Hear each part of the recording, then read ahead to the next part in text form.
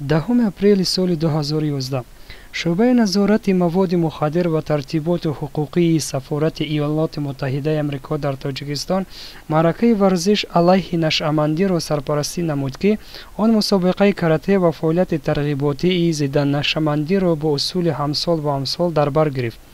маъракаи мазкур барои ба варзиш ҷалб намудан ва аз истеъмоли нашъа дур намудани наврасон ва калонсолон равона шудааст.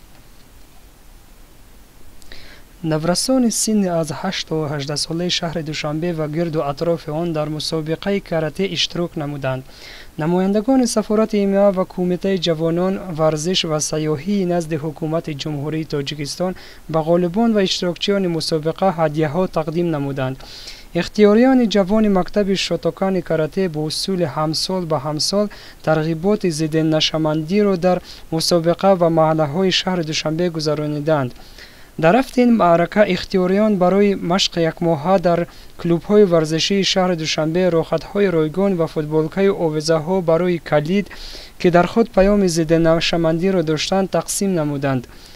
гирандагони ин ҳадияҳо саволномаҳоро пур карданд, ки нуқтаи назари онҳоро оиди истеъмоли нашъа инъикос мекунад ва бо ихтиёриён дар бораи интихоби онҳо аз зиндагии солими бенашъа ҳамсӯҳбат шуданд.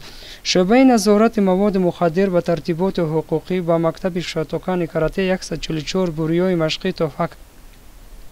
ҳукумати Иёлоти Муттаҳида эҳдодории мубориза алайҳи гардиши ғайриқонунии маводи мухаддир ба воситаи барномаҳои фурӯши талабот ва маводи нашавар ва зина дорад. шӯъбаи оид ба назорати маводи мухаддир ва ҳифзи тартиботи ҳуқуқии сафорати ИМА аз соли 1992 бо маҳкамоти ҳифзи ҳуқуқи Тоҷикистон барои таъмини амнияти марзҳо, дастгирии фаъолияти қонун ва мубориза алайҳи гардиши ғайриқонунии маводи мухаддир ҳамкорӣ мекунад.